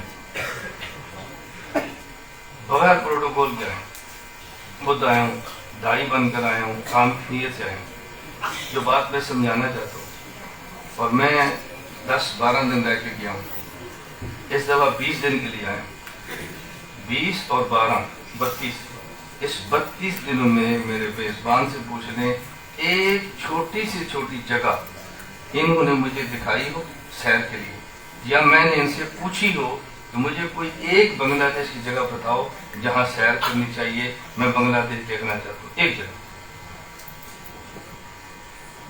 کوئی ایک چیز نے مجھ سے پوچھی ہو کہ آپ کیا کھائیں گے، یا میں نے ایک بار کہا مجھے یہ کھانا پسند ہے مل کے لاؤ، 32 دن میں ایک بار. تو کھانے تو سارے ہی مل رہے ہیں. میں ڈیمانڈ کروں گا پھر بھی دیں گے، نہیں ڈیمانڈ کروں گا پھر بھی دیں گے، تو دیتے ہی. اس پر کیا کام کرنا؟ ہم رات کل ہمارا بہت لمبا سفر تھا، 5 بیان 6 بیان، رات کے ہم 2 بجے سوتے. تو میں آج بھی ہمارے ساتھ ساتھی مولانا سے میں نے کہا تھا، میں نے کہا میرا جی چاہتا میں اثر پڑھوں اور سوں، مغرب لیٹ پڑھوں، پھر اٹھوں پھر سوں، پھر بیان سے 1 گھنٹہ پہلے اٹھوں تاکہ اپنی تھکاوٹ دور ہو، جسم کا ٹوٹا ہوا جسم اس کو ٹھیک کروں. لیکن انہوں نے کہا کہ طلبا سے بات کرنی ہے. میں نے کہا ٹھیک ہے کوئی بات نہیں. کیوں؟ حرام کی جگہ تو قبر ہے نا. لقد خلقنا الانسان فی قبر. اور سونے کا مزہ اسی کو آتا ہے جو تھکا ہوتا ہے. جو تھکتا نہیں اس کو سونے کا مزہ نہیں آتا. تو ہم چاہتے ہیں کہ ہم قبر میں سکون سے سوئیں، قبر میں ہم سکون سے سوئیں، آرام کریں. اللہ ہم سب کو توفیق عطا فرمائے. وقت ہو نا جی میں پھر قبر کا موضوع بیان کروں، برزخ سمجھاؤں، قبر سمجھاؤں، ثواب سمجھاؤں، عذاب سمجھاؤں، موت کے بعد کی زندگی سمجھاؤں، تو آپ پھر اندازہ فرمائیں گے کہ موت کے بعد کی زندگی سمجھنی کتنی آسان ہے. دونوں دیکھتے، دونوں دیکھتے. آپ کے بچے کو دیکھتے. چلے اس بچے پر ہی میں ایک واقعہ سنا.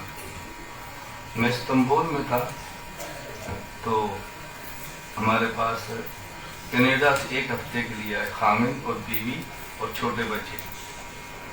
اب بیوی گھر میں ہے میری عالیہ کے ساتھ، گھر کے ساتھ دوسرا گھر خانقاہ ہے، شوہر ان کا میرے ساتھ ہے. تو جیسے ان کے پاس بچہ ہے وہ شوہر بچہ ساتھ لائے.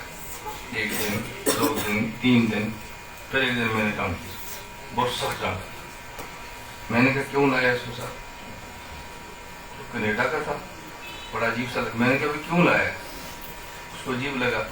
میں نے کہا مجھے اپنے بچے سے پیار نہیں ہے. جی ہے. تو میں نے کہا میں بچہ نہیں لا رہا، تو کیوں لا رہا؟ تو تربیت کے لیے آیا ہے.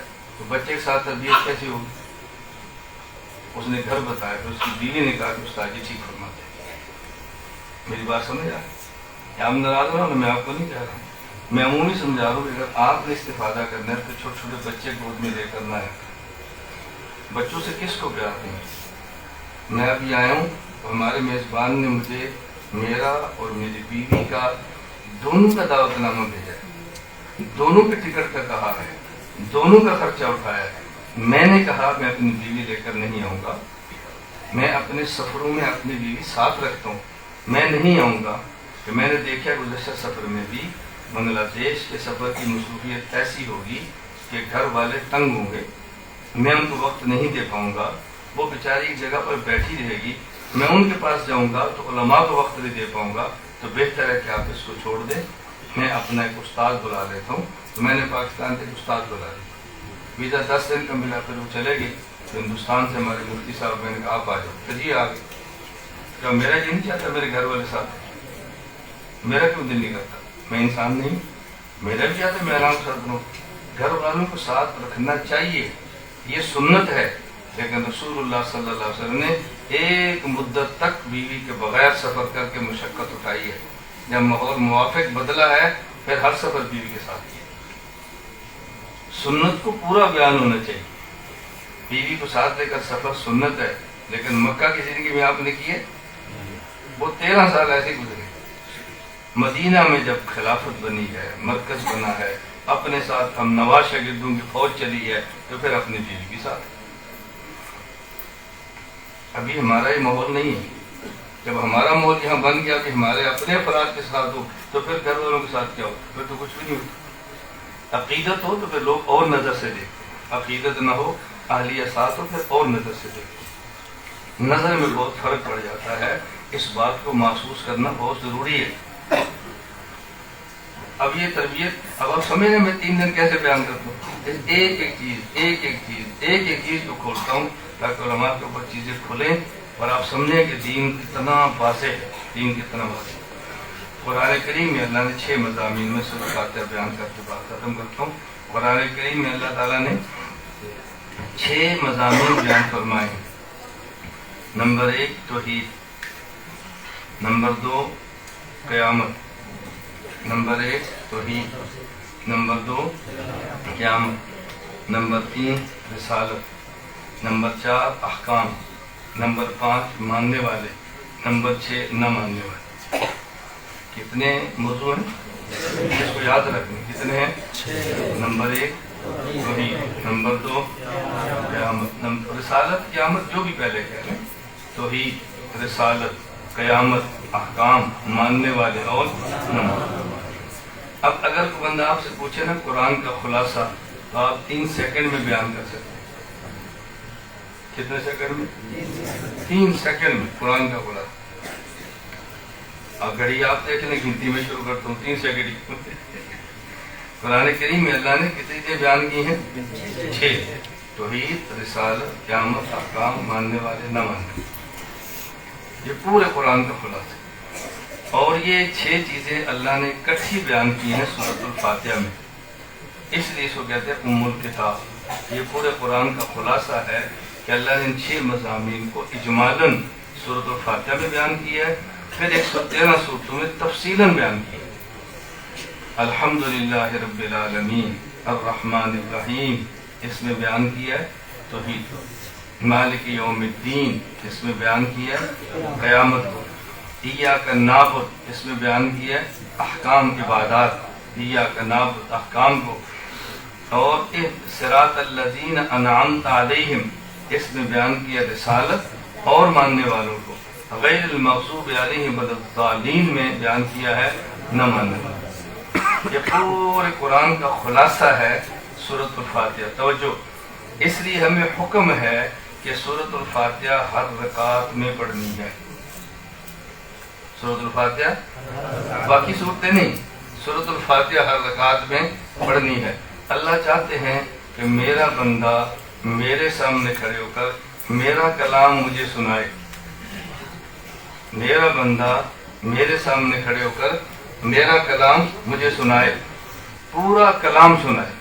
اب چونکہ پورا کلام سنانا اس کے اختیار میں نہیں ہے، تو حکم ہوتا ہے کہ پورے کلام کا خلاصہ سنا دو اور تھوڑا سا اور بھی سنا دو، خلاصہ سنا دو تھوڑا سا اور بھی سنا۔ اس لیے فاتحہ تو ہر صورت میں چلتی ہے اور ساتھ تھوڑا تھوڑا اور بھی چلتا ہے۔ اکیلے ہوں تو ہر رکعت میں خود پڑھیں، امام ہوں تو ہر رکعت میں خود پڑھیں، اور اگر مقتدی ہو تو امام پڑھے اور مقتدی توجہ، امام پڑھے اور مقتدی خاموش رہے۔ غیر مقلدین ہمارے اس مسئلے کے خلاف بسا اوقات اس انداز میں دلائل دیتے ہیں کہ وہ دلیل نہیں ہوتے، وہ ڈکوسلا ہوتا ہے، دلیل نہیں ہوتی، کیا ہوتا ہے؟ ڈکوسلا، مذاق بازی ہوتی ہے، اور اہل علم اس کے جوابات یا دے نہیں سکتے یا دیتے ہیں تو جھجکتے ہیں کہ ہم کیسے بات کریں۔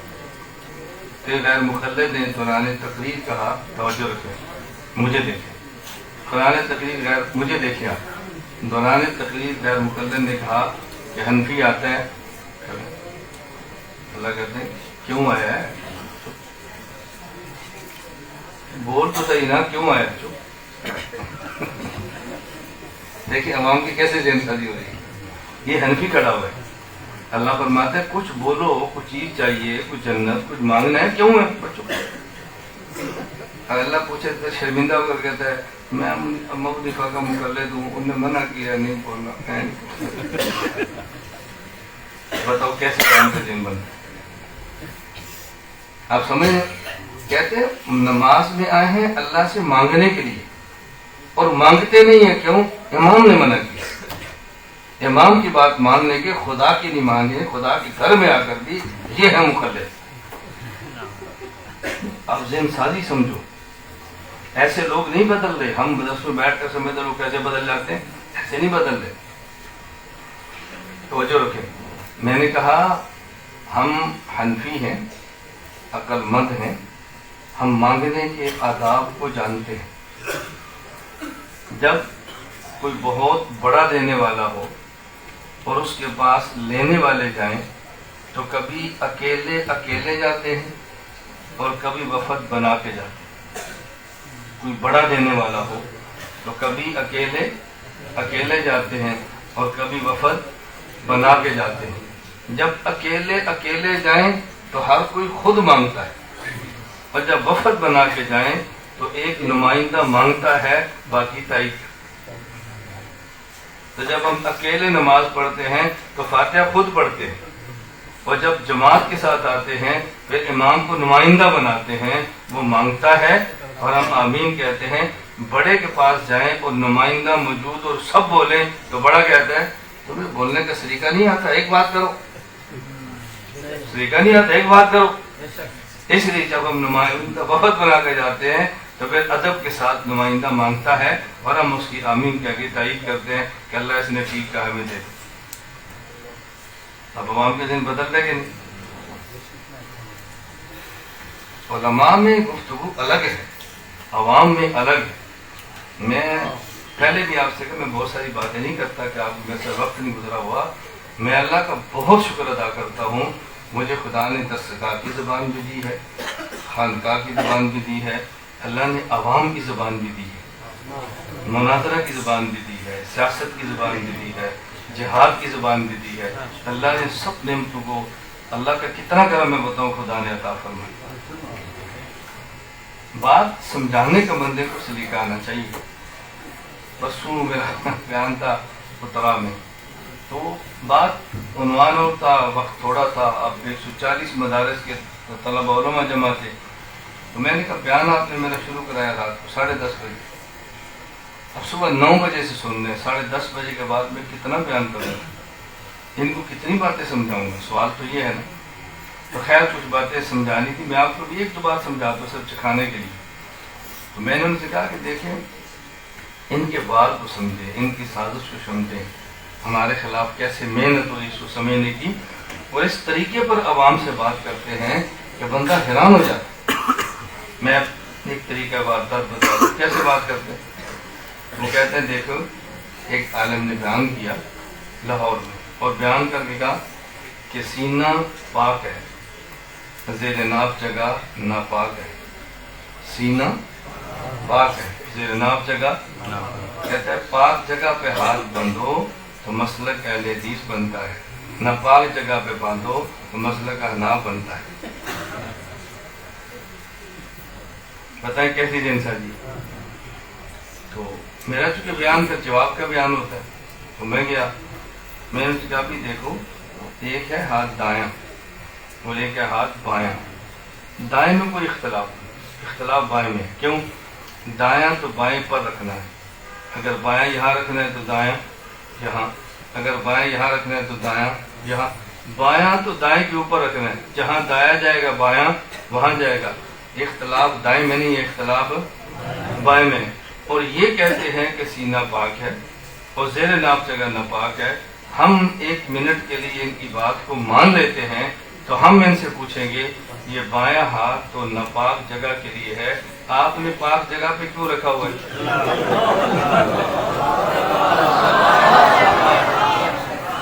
یہ سوال تو ہمارا تھا اور میں نے کہا اگر تمہاری ہی بات کو دلیل بنا لیا جائے، تمہاری ہی بات کو دلیل بنا کے رد کرنا شروع کریں تو پھر میں بھی کہہ سکتا ہوں لے دیکھو یہ داڑھی ہے، اگر اس کو پاک جگہ تک رکھو تو مسلک احناف ہے، اور نہ پاک جگہ تک لے جاؤ تو مسلک اہل حدیث ہے۔ میں نے کہا میں بھی کہہ سکتا ہوں جو تم نے سوال کیا تھا میں نے جواب دیا ہے، اب جو میں نے کیا تم جواب۔ میری گزارش سمجھ آ رہی؟ میں یہ عنوان نہیں، میں صرف سمجھانے کے لیے کہہ رہا ہوں کہ وہ بھی ہماری ضرورت ہے۔ ہمارے یہاں خاص توجہ سمجھنا، میرے لیے میں یہ تو نہیں کہتا مجھے شکوہ ہے یا میں کہتا ہوں میں گلہ ہے، میں کو پریشان ہوں، لیکن میرے لیے ایک حیران کن بات یہ ہے، ہمارے علماء نے میرے وہ بیان سنے ہیں جو میں نے باہر سٹیج پر عوام کو ان کے جوابات دیے اور ان کے بیان سمجھ کر میرے بارے میں رائے قائم کر لی گئی ہے یہ عوامی خطیب ہے، اس کو جلسے پر بلا دو۔ وہ تو میں نے وہ کام کیا جو آپ نہیں کر سکتے تھے، وہ تو ہمارا ایک اضافی کام تھا، اصل کام تو ہمارا درسگاہ ہے، ہم سے یہاں بٹھا کر بات کرو۔ اس لیے عام طور پہ ذہن ہوتا ہے کہ کوئی عوامی تقریر ہو تو مولانا صاحب بلا لو، وہ مشکل کام ہے، وہ آسان کام نہیں ہے۔ اللہ ہم سب کو توفیق عطا فرمائے۔ قرآن کریم کے مضامین کتنے ہیں؟ نمبر 1 رسالت، قیامت، احکام، ماننے والے، اور ان 6 کا اللہ نے تذکرہ سورۃ الفاتحہ میں کیا ہے، اس لیے اس کو ام الکتاب کہتے ہیں۔ جس طرح حدیث جبرائیل کو ام السنہ کہتے ہیں، اس کو ام الکتاب کہتے ہیں۔ وہ حدیث کا خلاصہ ہے، یہ 114 صورتوں کا خلاصہ ہے، باقی 113 صورتیں اس کی پھر تفسیر، اور اس کو سمجھنا بہت ضروری ہے۔ بہت سارے لوگ کہتے ہیں کہ سورۃ الفاتحہ قرآن کا حصہ نہیں ہے، بہت زندہ ہیں کیا کہتے ہیں سورۃ الفاتحہ قرآن کا حصہ؟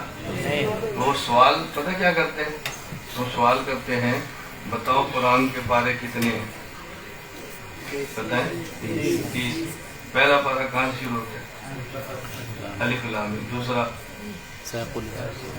تیسرا، 30واں سورۃ الفاتحہ۔ اب بتاؤ کیسے عوام کو سمجھاتے ہیں؟ وہ کہتے ہیں بھی ہم کہتے ہیں سورۃ الفاتحہ قرآن کا حصہ نہیں ہے، نہیں ہے تو آپ دیوبندیوں سے پوچھو جا کے قرآن کے پارے کتنے؟ وہ پھر سمجھاتے ہیں بھی قرآن کے پارے 30 ہیں۔ پہلا پارہ الف لام میم سے شروع ہوتا ہے، اگر سورۃ الفاتحہ قرآن کا حصہ ہوتی تو کسی پارے کا جز تو ہوتی، یہ تو کسی پارے کا جز نہیں ہے۔ یوں سوالات کرتے ہیں۔ مجھ سے غیر مقلد نے پوچھا کہ سورۃ الفاتحہ قرآن کا حصہ ہے، میں نے کہا جی۔ قرآن کے پارے کتنے ہیں؟ میں نے کہا تو بتا قرآن کی صورتیں کتنی؟ اس نے سوال کیا قرآن کے، میں نے پوچھا تو بتا قرآن کی، جی میرا سوال، میں نے کہا جی میرا سوال۔ تو تیرے سوال کا جواب دینا فرض ہے اور ہمارے سوال کا جواب دینا کفر ہے، تو بتا کتنی صورتیں ہیں؟ کہا جی 114۔ میں نے کہا پہلی؟ کہا سورۃ الفاتحہ۔ میں نے کہا وہ تو قرآن کا حصہ نہیں ہے، وہ قرآن کی صورت کیسے بن گئی؟ کیا نا سورۃ البقرہ، پھنس گیا نا۔ میرا سوال، میں نے کہا تیرے کا ہم جواب دے لیں گے، تو ہمارے کا جواب دے پہلے پہلے تجھے اپنے علم کا پتہ چلے کہ تو کس دنیا میں رہتا ہے، اس پر ہم بھی جواب دیں گے۔ اس لیے میں کہا کرتا ہوں یہ ذہن بنا لو کہ پوچھے قرآن کے پارے کتنے ہیں تو کہا کرو سورۃ الفاتحہ اور 30 پارے۔ کیا کہا کریں؟ اور 30 پارے۔ یہ سورۃ الفاتحہ اور 30 پارے کیوں ہیں؟ اس لیے کہ جب ہم نے نماز پڑھنی ہے، 5 نمازیں اپنی جگہ پر ہیں، فطر اپنی جگہ پر ہے، سنتیں اپنی جگہ پر ہیں. میں تمام نمازوں کو جمع کر کے بات کرنے لگا ہوں. جب ہم نے نمازیں پڑھنی ہے اس میں نماز تراویح بھی ہے، اس میں نماز تراویح بھی ہے، توجہ رکھنا. اور ہم نے تراویح میں پورے قرآن کو پڑھنا ہے، ختم بھی کرنا ہے، ہر نماز میں پڑھنا ہے. یہ سورۃ الفاتحہ اور 30 پارے کیوں کہتے ہیں؟ اس لیے کہ سورۃ الفاتحہ نے ہر رکعت میں آنا ہے. سورۃ الفاتحہ میں ہر رکعت میں آنا ہے، اس کو الگ رکھا ہے.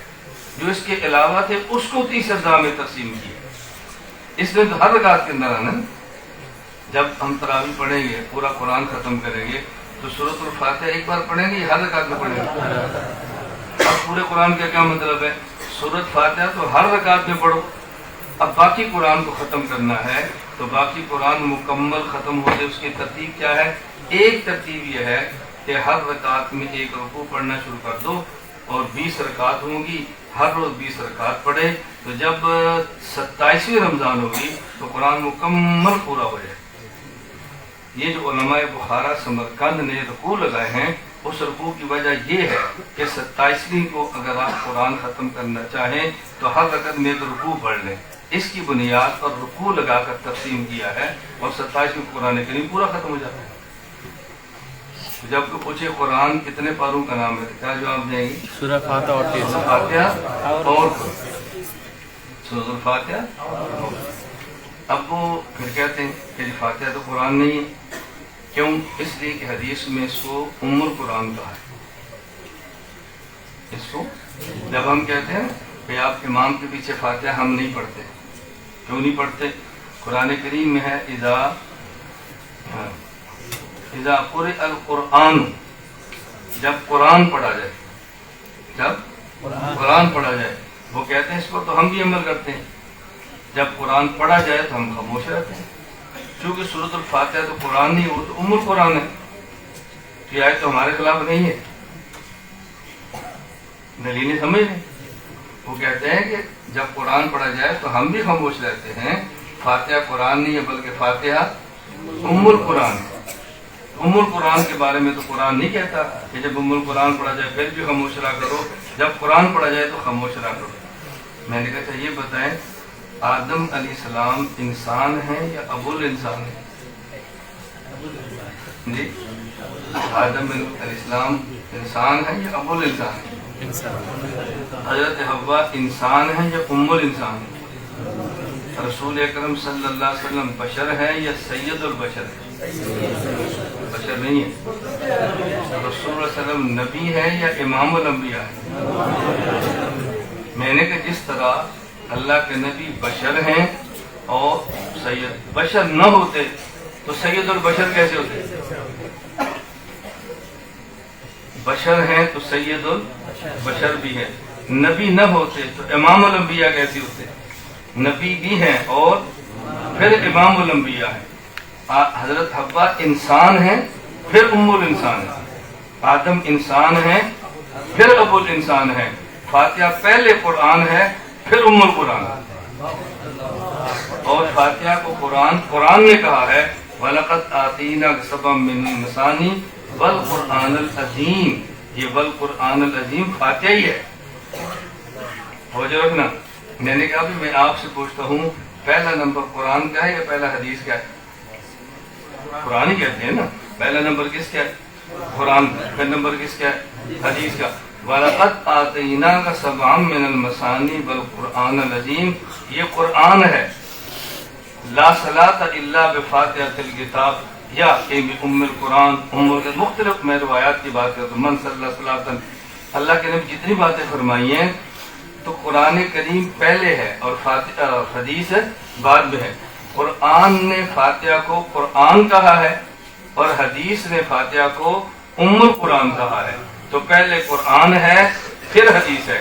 یہ پہلے قرآن ہے پھر ام القرآن. میری بات سمجھ آ گئی؟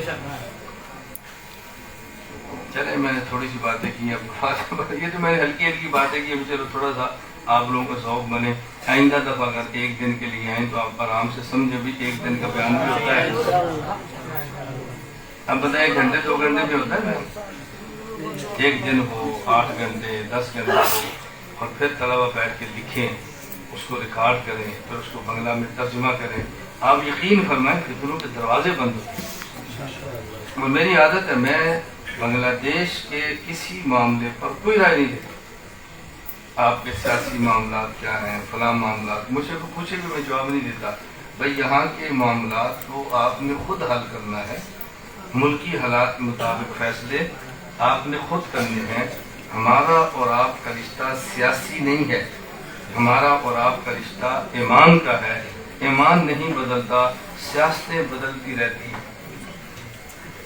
ایمان نہیں بدلتا اور سیاستیں بدلتی رہتی ہیں، اس لیے ہم وہ بات کرتے ہیں جو کبھی نہ بدلے، وہ نہیں کرتے جو بدل جائے پھر شرمندگی ہو۔